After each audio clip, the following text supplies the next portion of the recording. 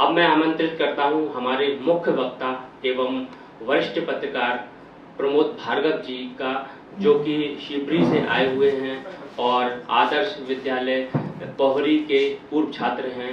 उनकी एक निजी यात्रा है, निजी अनुभव है। हम सब चाहते हैं कि आप सब लोग उनके अनुभव से साझा करें। बहुत बहुत स्वागत है उनका। इस शोध संस्थान के संचालक श्री संदीप जी, मेरे प्रिय मित्र और इंडिया से अंत तक समाचार पत्र के संपादक एवं पत्रकार श्री देव श्रीमाली जी, हमारी बेटी जो अभी से पत्रकार बनने की लाइन में है, ये बड़ा अच्छा काम है। उसका नाम मेरे को ध्यान नहीं, पता नहीं है, शुक्रिया। तो उसके प्रति भी और आप सब लोग जो यहाँ उपस्थित हैं, आभार व्यक्त करता हूँ कि जो कोरोना का जो काल चल रहा है उसमें आना और एक महान व्यक्तित्व के बारे में जानना, ये बहुत बड़ी बात है। मेरे पिता पोहरी में सरकारी नौकरी में थे। हम तीसरे तक तो अपने गांव में पढ़े, अटलपुर में, लेकिन उसके बाद पोहरी जाना पड़ा। उस समय मेरे जो दो बड़े भाई थे वो भी सर्विस में आ गए थे और उनकी भी नौकरी पोहरी में ही थी। तो हम 5वीं क्लास से लेके और 9वीं क्लास तक कक्षा तक वहाँ पढ़े। आदर्श विद्यालय का उस समय बड़ा नाम था पूरे जिले में। हालांकि हम तो बच्चे थे तो इससे कोई वास्ता नहीं था क्या नाम है, क्या उसकी रूपरेखा है। जहाँ पिता ने भर्ती कराया वहाँ पढ़ने के लिए पहुँच गए। मेरी बहन भी मेरे साथ थी, वो मेरे से 1 क्लास आगे थी। तो इतना बड़ा परिसर जब हम उसमें पहली बार पहुंचे विद्यालय में, एक तो देख के आश्चर्य हुआ कि एक गांव जैसी जगह। अब तो पोहरी बहुत अच्छी स्थिति में है, लेकिन जब हम लोग पढ़ते थे 62-63 से लेके और 69 तक हम वहीं गए, तब बहुत ही छोटी जगह थी, बिल्कुल कस्बे गांव जैसी बिल्कुल। आज भी ग्राम पंचायत ही है, आज भी बहुत बड़ा शहर नहीं है वो, लेकिन आज बस पंचायतें 2 हो गई हैं वहाँ की जगह। तो वहाँ उस विद्यालय में छात्रावास भी था, जो एक असंभव सी बात थी कि एक गांव में एक विद्यालय में बड़ा, और 2 मंजिल छात्रावास, बहुत पक्के पत्थर का बना हुआ। उसके अधीक्षक का अलग से निवास स्थल था और छात्रावास के पीछे रसोई थी। खुले में बच्चे पढ़ते थे, 3-4 कमरे भी थे जिनमें बच्चे पढ़ते थे, और उन्हीं कमरों में अलमारियां थी, उनमें पुस्तकें थी। हमने अपने पहली किताब जो पढ़ी जयशंकर प्रसाद जी की ध्रुव स्वामी, वो वहीं पढ़ी। और दफ्तर अलग था, मतलब सारे परिसर अलग अलग थे। एक कितनी बड़ी सोच थी उस व्यक्ति की कि सबको अलग अलग करके बनाया जाए। दफ्तर एक अलग था, जैसा कि आज हम जो बड़े बड़े मेडिकल कॉलेजों के या उच्च शिक्षा संस्थानों के देखते हैं कि अलग अलग परिसर हैं हर चीज के, तो दफ्तर उनका एक अलग था। उसमें दफ्तर के जो प्रिंसिपल का निवास स्थल अलग था, सब अलग अलग बने हुए थे। बगीचे थे, कुएं थे, उसमें बगीचों में पानी देने का इंतजाम था। जो उस विद्यालय की सबसे खास बात थी कि जिस रोजगार आधारित शिक्षा की हम, गांधी जी ने तो उसी समय बात शुरू कर दी थी, देश जब आजाद नहीं हुआ था उसके पहले से ही, और बाद में तो उन्होंने बहुत पुरजोरी से बात की। लेकिन ये हमारे देश का और हम लोगों का दुर्भाग्य रहा कि जल्दी उनका स्वर्गवास हो गया। तब हम लोगों को वहाँ दिया सलाई बनाना, कागज बनाना, मधुमक्खी का पालन कैसे करते हैं है सिखाना, और सूत काटना। वहाँ गणवेश, जिस ड्रेस का आज विरोध होता है, बात तय थी कि आपको खादी के कपड़े ही पहन के आना होगा। तो हम लोग नेकर और हाफ बुशर्ट पहन के जाते थे, खादी के बने हुए थे। तो सारे बच्चे इसी तरह से वस्त्र पहन के जाते थे। वहाँ जो उस क्षेत्र में, जिले में और जिले के बाहर ग्वालियर तक के जो बच्चे सरकारी नौकरी में नहीं आ पाते थे, तो पहले पोहरी में शिक्षक बनने के लिए आते थे और उनको वहाँ नौकरी दे दी जाती थी, इसलिए कि इनका भविष्य यहाँ अनुभव हो जाए, इनका भविष्य आगे बने। तो वो लोग पढ़ाते थे, बहुत अच्छे ढंग से पढ़ाते थे। उनकी जो पढ़ाई हुई चीज़ें, कई चीज़ें हमें आज भी याद हैं। और बाद में कुछ लोग तो जीवन भर उसी विद्यालय में काम करते रहे, वहीं से सेवानिवृत्त हुए। लेकिन कुछ वहां से निकल के और शिवपुरी के उत्कृष्ट विद्यालय में और अन्य विद्यालय महाविद्यालयों में पहुंचे और आज शिक्षा के क्षेत्र में आज भी वो समर्पित भाव से काम कर रहे हैं। ट्यूशन नहीं करते, कोचिंग क्लास बच्चों को मुफ्त में पढ़ा रहे हैं। ये मतलब ये केवल जो उस विद्यालय परिसर का जो वातावरण था, जो पौराणिक जी का जो प्रभाव था, केवल उसी की वजह से है। हम देख रहे हैं आज तो शिक्षा के क्षेत्र में बहुत पैसा कमाया जा सकता है, लेकिन मधुसूदन चौबे जी, माधव शरण द्विवेदी जी आपके रिश्तेदार भी हैं, ये दोनों एक पूरा बहुत बड़ा शिक्षा संस्थान चला रहे हैं। ऐसा संस्थान नहीं है वो तो डिग्री देने वाला या सर्टिफिकेट देने वाला संस्थान नहीं है, केवल बच्चों को प्रतिस्पर्धा परीक्षा के लिए तैयार कर रहे हैं, गरीब बच्चों के लिए अपनी तरफ से शिक्षा देके। इन पर जो मूल प्रभाव है वो उसी विद्यालय का और पौराणिक जी का ही है।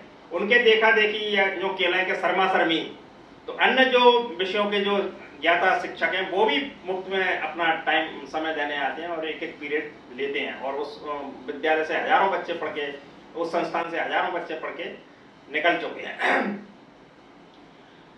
इसके अलावा जो तो एक सीधी शिक्षा की बात हो गई कि जब देश में आजादी के लिए लोग लड़ रहे थे पूरे देश में, तो हमारे यहाँ हम सब जानते हैं कि दो तरह की लड़ाइयाँ हुई। एक गरम दल के लोग थे, एक नरम दल के लोग थे। लेकिन जो पौराणिक जी थे वो दोनों ही दलों से समन्वय बनाए हुए थे। जो खास बात है कि इस द्वंद्व को उन्होंने कैसे झेला और इसमें एक सीधी मानसिकता बनाए रखते हुए कैसे उन्होंने अपने ध्येय को, आजादी की लड़ाई की ओर आगे बढ़ाया, ये बहुत बड़ी बात है। जो कोई व्यक्ति इसको समझ सकता है जो उसको झेल रहा है, क्योंकि जब क्रांतिकारी कहीं कोई घटना करने जाते थे तो उसके पहले वो उनको मास्टर बना देते थे अपने विद्यालय में, शिक्षक की नियुक्ति कर देते थे उसके 2 महीने पहले से, 3 महीने पहले से, 4 महीने पहले से, जिससे कि यदि वो उसमें फंसने की स्थिति आए तो उसको बचाया जा सके कि मैं तो उस समय उस विद्यालय में था और इस तरह की वारदात से मेरा कोई संबंध नहीं है। ऐसा जब वो भटनावर में जब ये आदर्श विद्यालय जो प्राथमिक विद्यालय के रूप में था तभी से उन्होंने करना शुरू कर दिया था।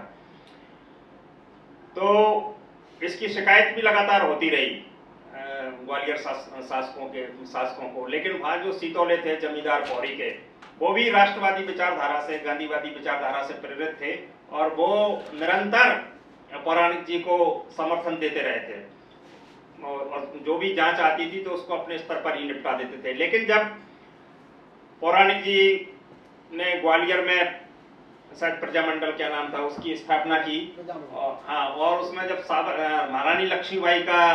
महारानी लक्ष्मीबाई की पुण्यतिथि मनाई उन्होंने बहुत बड़े पैमाने पे यहाँ, और उसमें सावरकर जी को आमंत्रित किया। उससे जो ग्वालियर के शासक थे वो थोड़ा चौंके और उन्होंने फिर अंग्रेज भी चौंके इससे और ग्वालियर के शासक भी चौंके। तब उनको पूरा लिखित में उनकी शिकायत थी और लिखित में जवाब दिया। लेकिन इसके बावजूद भी जो सीतौले साहब थे उन्होंने बड़ा उसका एक प्रतिवेदन तैयार करके साफ सुथरा के नहीं, ये इस तरह का कोई काम नहीं करते हैं, मैं इसके लिए जवाबदेही हूँ, ये बिल्कुल साफ सुथरा काम करते हैं।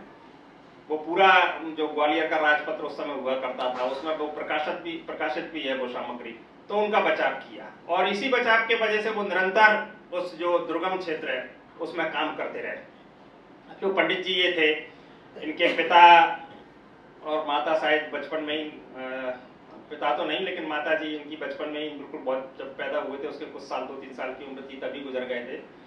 पिता भी बाद में 6-7 साल के हुए तब गुजर गए। तो वहाँ जब इन्होंने संस्कृत और हिंदी इन्होंने स्वयं वहीं सीखी, किसी विद्यालय में पढ़ने नहीं गया क्योंकि उस समय विद्यालय हुए ही नहीं करते थे। पौरी में जब पूरे शिवपुरी जिले में कहीं भी मिडिल स्कूल नहीं था, केवल जो आदर्श विद्यालय पौरी का था केवल वही एक माध्यमिक विद्यालय था। इसी तरह अपने गुना जिले में भी कहीं माध्यमिक विद्यालय नहीं था, केवल एक ईसागढ़ में था। तो जब व्यवस्था ही नहीं थी केवल जिला मुख्यालय पे या फिर ग्वालियर में उच्च शिक्षा की, उस समय तो हायर सेकेंडरी ही उच्च शिक्षा मानी जाती थी कि हायर सेकेंडरी यदि आपने कर लिया तो यही बहुत बड़ी बात हो गई। तो इन्होंने स्वाध्याय से सब कुछ पढ़ा, संस्कृत पढ़ी, अंग्रेजी पढ़ी, हिंदी पढ़ी और उसमें विशेषज्ञता हासिल की।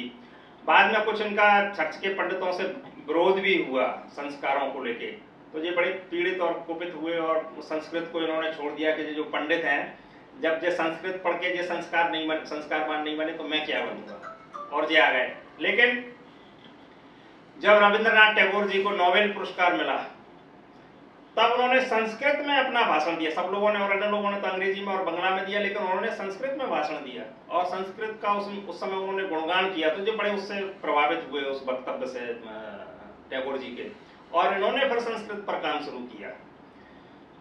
इसके बाद आजादी के आंदोलन से जुड़े ही रहे। दिल्ली जब पहुंचे तो सत्याग्रह, गांधी जी का जो सत्याग्रह आंदोलन था, उसमें नरेला में जाके इन्होंने दिल्ली में नरेला एक बस्ती है बहुत बड़ी, तो उस समय गांव रहा होगा, वहां जाके आजादी के लिए भाषण दिया। तो इनकी गिरफ्तारी हुई और गिरफ्तारी में जो बहुत बड़े साहित्यकार हुए हैं, उपन्यासकार ज्ञानेंद्र कुमार जैन, बहुत बड़ा नाम है उनका साहित्य में, तो वो भी उनके साथ जेल में थे। तो इनको खबर भेजी गई कि आप अपना एक लिख के दे दो माफीनामा, तो आपको छोड़ दिया जाए।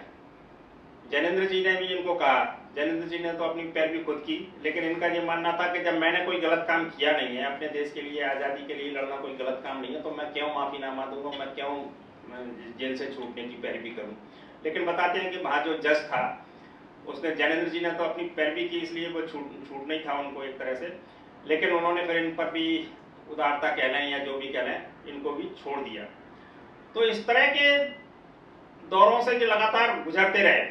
इनका हमेशा ये खादी पहनते थे और विद्यालय में नियमित आते थे और कुर्सी पर एक पेड़ के नीचे जहाँ कुआ था, एक चबूतरा बना हुआ था, गोल चबूतरा, उस पर आके बैठ जाते थे। और तब हम इनके पास जाते थे, पैर छूते थे। बात करने की तो हम लोगों की हैसियत ही नहीं थी, क्या करते, बच्चे वैसे थे, समझते भी नहीं थे, लेकिन इनका पूरे शहर, पूरे गाँव में, पूरे इलाके में नाम था कि बहुत बड़े आदमी है। तब हम लोग जब छोटे थे, चौथी पांचवी में पढ़ते थे, तो ये समझते थे बड़ा कोई आदमी आकार में होता है ये नहीं समझते थे कि वो व्यक्तित्व में या कार्यों से बड़ा होता है, क्योंकि उस समय दूरदर्शन या ये भी चीजें नहीं थी। तो आदमी को, जो बच्चे थे, वो जो समझते थे इनका आकार, जैसे हम अपने धर्म ग्रंथों में पढ़ते भी रहते थे कि भीम बड़े आकार के थे, रावण 10 मुखी था, तो इस तरह से इनका भी था कि जो बड़े ऊंचाई में इनकी बहुत होगी, जो सामान्य आदमी से ज्यादा ऊंचाई होगी। लेकिन जब देखा तो बड़े अच्छा उनका व्यक्तित्व था, सब खादी की टोपी और कपड़े पहन के आते थे, वहां बैठ जाते थे, बच्चे पैर छूते थे, सिर पर हाथ रख के आशीर्वाद देते थे। और उनके आशीर्वाद देने से ऐसा लगता था कि कोई ऊर्जा उनके शरीर से निकल के हमारे भीतर प्रवेश कर रही है। ऐसा उनके बाद किसी दूसरे व्यक्ति के आशीर्वाद से सिर पे हाथ रखने से ऐसा महसूस नहीं हुआ, लेकिन जब हम जानते ही नहीं थे कि ऊर्जा क्या होती है, तब ऐसा अनुभव होता था कि कोई इनके भीतर से कोई चीज निकली है और उसने हमारे शरीर में प्रवेश किया, एक फुरफुरी सी जैसे आ जाती है ना, तो उसका एक अनुभव होता था। तो ये उनका व्यक्तित्व था और उनकी बड़ी एक छात्र के प्रति निष्ठा थी।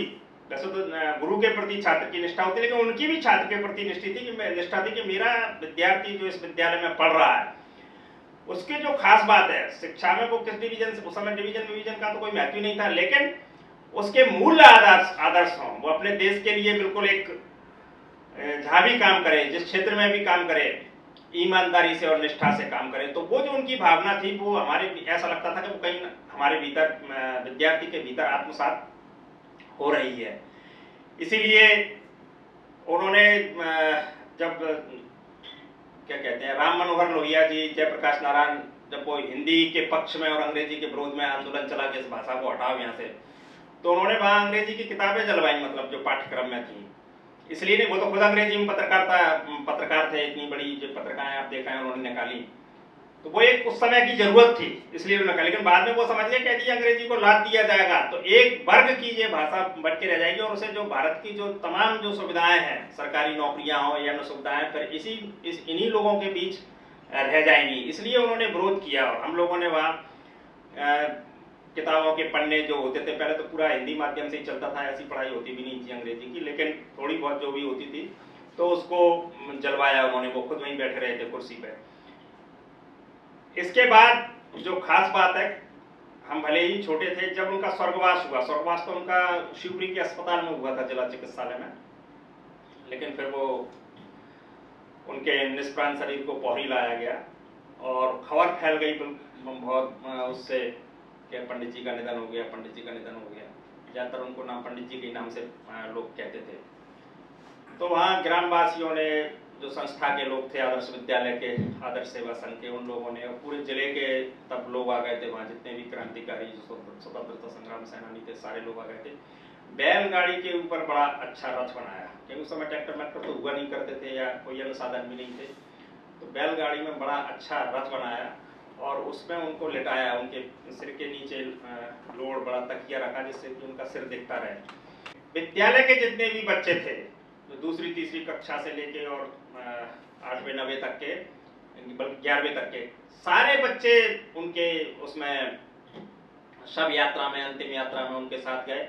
और जिस महाविद्यालय की उन्होंने बुनियाद रखी थी, पंडित गोपाल कृष्ण शासकीय महाविद्यालय की बुनियाद, वहीं उसी के परिसर में उनका अंतिम संस्कार हुआ। और इतनी भीड़ थी कि उस समय हमने इतनी भीड़ कभी देखी नहीं थी एक साथ किसी कार्यक्रम में, क्योंकि पहले नेता भी नहीं आते थे और हम तो चूंकि बच्चे थे तो अंतिम संस्कार में भी नहीं जाते थे दूसरों के। तो इतनी भीड़ थी कि पूरे आसपास के जितने भी ग्राम थे, शिवपुरी से सारे बहुत लोग आए थे उस समय, और बड़े अच्छे ढंग से, बड़े लोगों के, ज्यादातर लोगों की आंखों से आंसू आ रहे थे। बड़ी उनको श्रद्धांजलि दी, उनकी अंतिम क्रिया हुई। तो वो एक, जैसे बच्चे, जब माता पिता जो होते हैं मना करते हैं जब इस तरह की कोई कि नहीं मत जाना, लेकिन उस समय सभी जो हमारे साथ छात्र पढ़ते थे, सभी के माता पिताओं ने कहा कि जरूर जाना, मतलब रोका नहीं किसी को। तो ऐसा क्यों किया? क्योंकि वो एक जो पवित्र व्यक्तित्व था उनका, इसलिए कि इनके अंतिम संस्कार में जाएंगे तो जाते जाते भी कुछ ना कुछ आशीर्वाद देंगे जिससे कि आपकी उन्नति हो। तो छोटे बच्चों को कौन, अपने यहाँ तो वैसे ही वो मानते हैं कि भूत चढ़ जाएगा, जो हो जाएगा, कितना अंधविश्वास है। लेकिन सारे बच्चे उसमें गए। यदि इस समय का युग होता तो महिलाएं भी पूरे गांव की उसमें जाती, ऐसा मैं मानता हूँ। लेकिन उस समय बहुत पुरानी बात, उस समय इतनी जागृति नहीं थी, लेकिन सारे उस क्षेत्र के बच्चे गए। तो आज जो पत्रकारिता की बात की जाती है, तो उन्होंने 1930-31 में इस पत्रकार का प्रकाशन शुरू किया। अब पोहरी, जहाँ ठीक से प्रेस तो सीपरी में भी इक्का दुक्का थी, तब 2-4-6 प्रेस रही होंगी, लेकिन पोहरी में तो कुछ भी नहीं था कि जहाँ प्रकाशन की बात सोची जा सके। आज भी शिवपुरी या उस समय भी ग्वालियर से भी इस तरह की कोई पत्रिका नहीं निकली जो पूरी तरह क्रांतिकारी राष्ट्रीय आंदोलन को समर्पित हो, खासतौर स्वतंत्रता आंदोलन को समर्पित हो। ये एकमात्र इस क्षेत्र की, बल्कि इस पूरे मध्य प्रदेश की, उस समय जो मध्य भारत इसको कहा जाता है, एकमात्र पत्रकार है जो जिसने इस तरह का केवल राष्ट्रीय आंदोलन के लिए समर्पित। और इसमें आप देखो तो महात्मा गांधी, जवाहरलाल नेहरू, नेताजी सुभाष चंद्र बोस, पट्टाभी सीतारामैया, सारे लोग, रंगाजी, सारे लोग अपने लेख लिखते थे। अब जो स्वतंत्रता आंदोलन, इसमें कोई दो मत नहीं है कि हम भले ही माने कि नरम दर और गरम दर, लेकिन हमारे यहाँ धारणा चली रही कि नेताजी सुभाष चंद्र बोस ने जब आजाद हिंद फौज की कमान अपने हाथ में ली, तो उन्होंने जो आह्वान किया खासतौर से सेना के लोगों को, तीनों सेनाओं को, आर्मी को, नेवी को और एयरफोर्स को, कि तुम कितने बेवकूफ हो कि अपने ही लोगों पर गोली चला रहे हो, अपने ही लोगों को मार रहे हो, तुम्हें तो भारत की आज़ादी के लिए लड़ाई लड़नी चाहिए। तो वो लोग एकदम अपनी उनके अंग्रेजों के फीते बिल्ले फाड़ के, तोड़ के, और आज़ाद हिंद फौज में शामिल हुए थे, और उन्होंने विवश कर दिया था अंग्रेजों को आज़ादी देने के लिए। और उसी समय महात्मा गांधी का जो भारत छोड़ो आंदोलन 1942 का, और जो अन्य उनके जो वातावरण बना था, तो एक साथ ऐसा बना कि अंग्रेजों को विवश होकर 1947 में भारत को छोड़ना पड़ा। अब जो इसमें गांधी, इनके ऊपर, पौराणिक जी के ऊपर, पंडित जी के ऊपर कोई विशेष अध्ययन होना चाहिए। जो देवश्री माली जी ने कहा कि इनके लिए भारत सरकार से कोई, वो अपनी जगह बिल्कुल सही बात है कि इतना बड़ा व्यक्तित्व इस क्षेत्र में नहीं हुआ, तो उनके लिए निश्चित रूप से कोई ना कोई पद्मश्री, पद्म विभूषण, कुछ ना कुछ मिलना चाहिए, जिससे उनकी एक ख्याति और उनके कार्यों को एक राष्ट्रीय स्तर पर प्रमाणिकता मिले। तो उन्होंने इस द्वंद्व को कैसे जिया? एक तरफ तो वो गांधी जी के आंदोलन को समर्पित थे और उसकी गतिविधियों को आगे बढ़ा रहे थे, वो चाहे ग्रामीण क्षेत्र में कृषि का क्षेत्र हो या अन्य क्षेत्र हो, उनमें शिक्षा के क्षेत्र में उन्होंने विचित्र काम किए ही, और इधर वो क्रांतिकारियों को भी समर्थन दे रहे थे। ऐसे मतलब बिरले ही लोग हैं अपनी आजादी के पूरी लड़ाई में कि जो गांधी जी के साथ भी खड़े थे, और जो गरम दल के लोग थे खुद ही, बल्कि गरम दल के क्रांति को आगे बढ़ा रहे थे। तो इसमें समन्वय उन्होंने कैसे बिठाया, इस द्वंद्व को उन्होंने अपने कैसे झेला और इसको कैसे आगे बढ़ाया, कैसे वो संतुलन के साथ में एक काम करते रहे कि सभी को साधे भी रहे और अपने ध्येय को भी आगे बढ़ाते रहे। ये एक बहुत बड़ी बात है।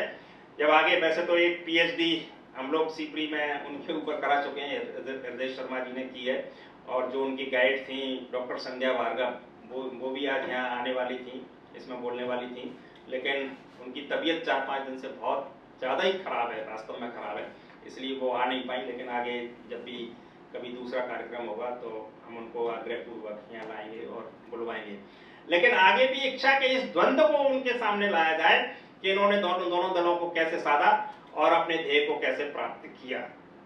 और वाकई जो संस्थान से निकले हुए हैं हमारे साथ के लोग, तो हम देखते हैं कि उनमें कहीं ना कहीं आज भी नैतिकता है, वो कहीं ना कहीं राष्ट्रीय मूल्यों को महत्व देते हैं। इसलिए वो एक सीमा में ही, जो भी यदि थोड़ा बहुत कुछ 19-20 गलत भी काम करते हैं तो बड़ी सीमा में करते हैं, सीमा में रह के करते हैं, एकदम उच्च श्रृंखलता उसमें नहीं लाते।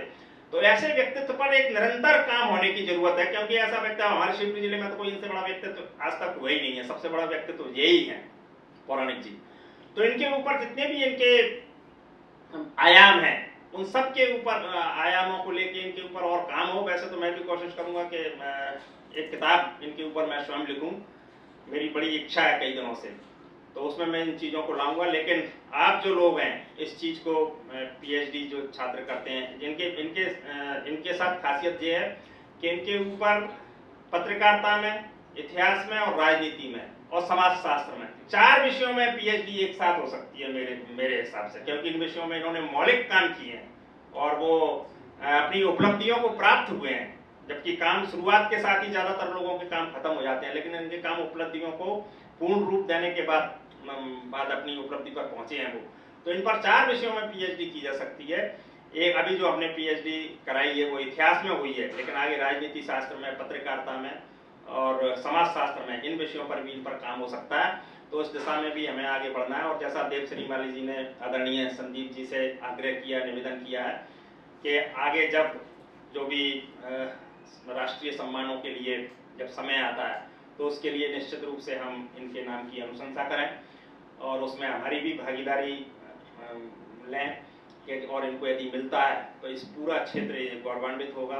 और हम लोग अनुभव करेंगे कि जिन लोगों ने वास्तव में उस समय जो भी शासक थे उनके विरुद्ध जो काम किया, उसकी महिमा को लोग और पूरा भारत आज भी स्वीकार कर रहा है।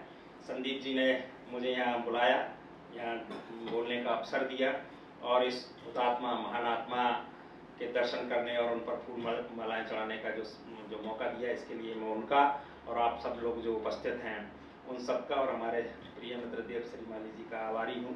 धन्यवाद। जय हिंद। बहुत बहुत धन्यवाद श्री प्रमोद भार्गव जी। आपने बहुत ही सरल शब्दों में पंडित जी की जीवन यात्रा से हमें परिचित कराया और यहाँ पर जो श्रोता वर्ग हैं उनको एहसास कराया कि उनका विचार कितना बहुआयामी था, उन्होंने कितने व्यापक कार्य किए और किस तरह से उनके विचार आज भी प्रासंगिक हैं। भार्गव जी ने पंडित जी के संबंध में एक अच्छा और नया विचार दिया कि उनके संबंध में जो इतिहास में पीएचडी हुई है, इसके अलावा भी कई क्षेत्रों में शोध किया जा सकता है। तो संस्थान उनकी बात पर गंभीरता से विचार करते हुए उसको निश्चित रूप से आगे बढ़ाएगा और उनके विचार का प्रचार प्रसार करेगा।